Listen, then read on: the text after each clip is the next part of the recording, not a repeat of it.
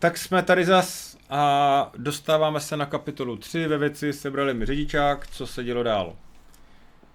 Takže, jak jsem říkal, první dopis, co šel, byl zhruba 2 pracovní dny potom, co mi sebrali ten řidičák. A dokonce i před svátkama, takže 23. prosince mi přišel dáreček. Oznámení teda o tom, nebo rozhodnutí o tom, že mi ho sebrali. A zhruba měsíc na to mi přišel teda ten příkaz o tom, kdy jsem teda uznávám vinným za to, že jsem spáchal teda strašnou věc, že jsem jel 184 na dálnici. No.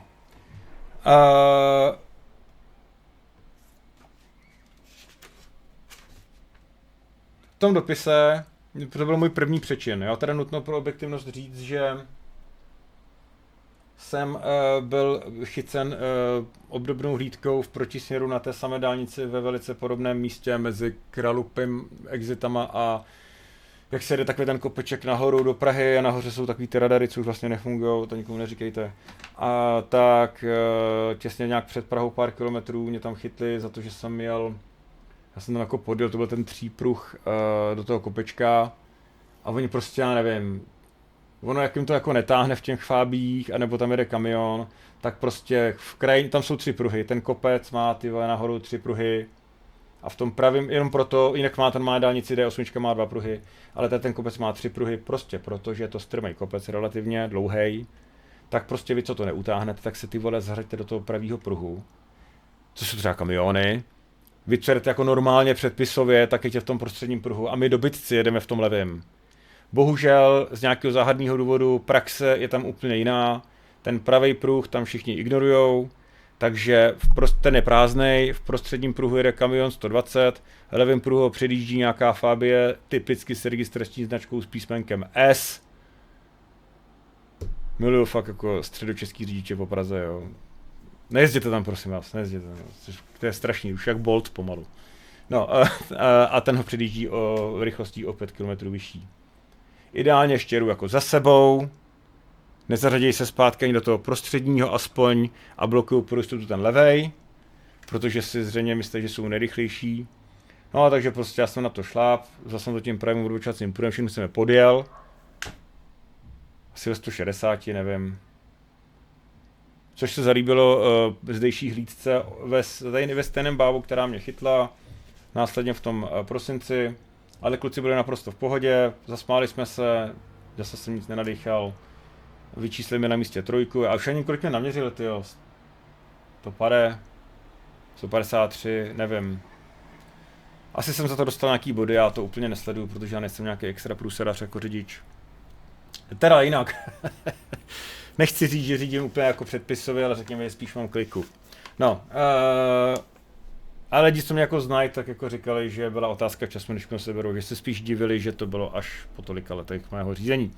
No, zpátky k tématu, takže vlastně můj jediný přečin, který byl historicky, který mě stál nějaký body v kartě řidiče, byl zhruba asi 4 měsíce předtím, kdy mě prostě chytli za tady to jako rychlost, jo, to už jako nebylo řidičák, ale zaplatil jsem to pokutu, jsem normálně řádně zaplatil ve lhůtě, ne na místě, ale asi za týden, na to máte myslím 14 dní na zaplacení.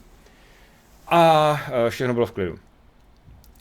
No a v tom, a bacha, co je nutno jako říct, v tom příkazu se na to kouká. Takže oni, když vynáší ten rozsudek o tom, kolik zaplatíte a na jak dlouho vám seberu ten řidičák, tak se dívají a posuzují jiné okolnosti, jako třeba to, co máte historicky na kartě řidiče. A našli mi tam tady tu moji legraci z toho pár měsíců zpátky za tu rychlost, že jo. No, abych to neprodlužoval. Bylo to moje první sebrání řidičáku, předcházel tomu jeden jediný záznam v kartě řidiče před pár měsícema za tu rychlost těch 150 asi, a už ani nevím kolik. A vyčíslili mi pokutu ve výši 8 000 korun českých a zákaz řízení na 6 měsíců. Což musím jako říct, že po tom, co jsem si nastudoval, jaký jsou možnosti, kam až to může jít, jaká je horní hranice, tak jsem to považoval vlastně za pozitivní zprávu, protože oboje dvoje, ať už ta výše té pokuty, nebo i ta lhůta toho sebrání řidičáku na tuhletu dobu, je na spodní hranici toho, co jako můžou dát, jo. Takže pro mě to bylo pozitivní. Můžu vám to vzít na rok, rok a půl, dát pokutu 12, 16 tisíc, 20 tisíc, jo. Když byste to asi udělali za chvíli znovu, potom co vám ho vrátí samozřejmě, ne během toho, co máte zákaz řízení, to bylo asi horší. Ale když vám ho vrátí, uděláte to za rok znovu, tak už to asi bude trošku vyšší šarže. Takže pro mě to bylo v klidu, já jsem z toho měl jako radost. S tím, že teda pokuta je prosím vás splatná do 30 dnů ode dne nabytí právní moci tohoto příkazu. A jestli se nepletu, tak právní moc tady toho dokumentu je několik dnů od převzetí toho dokumentu. A pokud si ho nepřevezmete, mám pocit, že ve všech případech je tam doručení fikcí. Ale jo, tady obviněný může proti příkazu podat do 8 dnů ode dne jeho doručení odpor. Včasným podáním odporu se příkaz ruší a řízení pokračuje. To neplatí, byl podán nepřípustný nebo opožděný odpor. Takže podle nabytí právní moci si myslím, že do 8 dnů od doručení.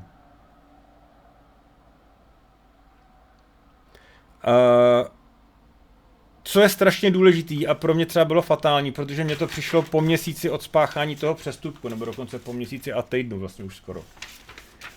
A to si zapamatujte, tohle je klíčová věc, kterou jsem zmiňoval v předchozích videích, která je zásadní. Já jsem v prvním kapitole říkal, že vy nemusíte mít u sebe fyzicky ten řidičák a nemusíte mi ho fyzicky dát. Oni to jako nemají rádi, protože když vám ho jako jenom papírově seberou, vy ho tam jako na místě nepředáte, tak jste povinni ho doručit. A potom ten výkon toho trestu, toho zákazu, začíná od momentu doručení tohoto řidičáku. Takže pokud byste se rozhodli ho nedat, tak stejně ho máte zakázaný a jenom si zbytečně brzdíte konec toho trestu. Takže mojí obrovskou výhodou, štěstí v nevědomosti a v mém přístupu sypání si popele na hlavu při konfrontaci s policií, když mě chytli, bylo to, že jsem ho tam jako, že mi ho sebrali na místě, protože mi tady píšou. Jelikož byl policistou zadržen řidičský průkaz na místě přestupku, do zákazu činnosti spočívajícího v zákazu řízení motorových vozidel se započítává doba, po kterou bylo obviněnému znemožněno řídit motorová vozidla, to jest od 20. prosince 2025. Takže kdybych já jim ho nedal, že to právo mám, a poslal bych ho třeba za měsíc, protože bych to chtěl jako bojkotovat, tak těch 6 měsíců, který mi tady měřili, se bude počítat třeba až od toho za měsíc, tedy třeba od ledna. Takže mě vlastně ten dopis přišel a já už měl měsíc za sebou. Což je dobrý, tohle je fakt jako dobrý vědět, takže radši jim ho dejte, jestli ho u sebe fakt jako reálně nemáte, tak jim ho dodejte co nejrychlejc, protože tím nedodáním si jim oddalujete konec toho trestu. Když už jsme u toho sypání si popel na hlavu, pán mi říkal, že ani ten papír, co mi dávají k podpisu, tam jako nemusím podepisovat, jo, na tom, když mě chytli. Že ani jako to není moje povinnost, ale já jsem to jako udělal. Já jsem jako tady v těch jako, já vím, že jsem to udělal jako kravinu, já nemám jako důvod se tomu nějak jako bránit, na něco se vymlouvat.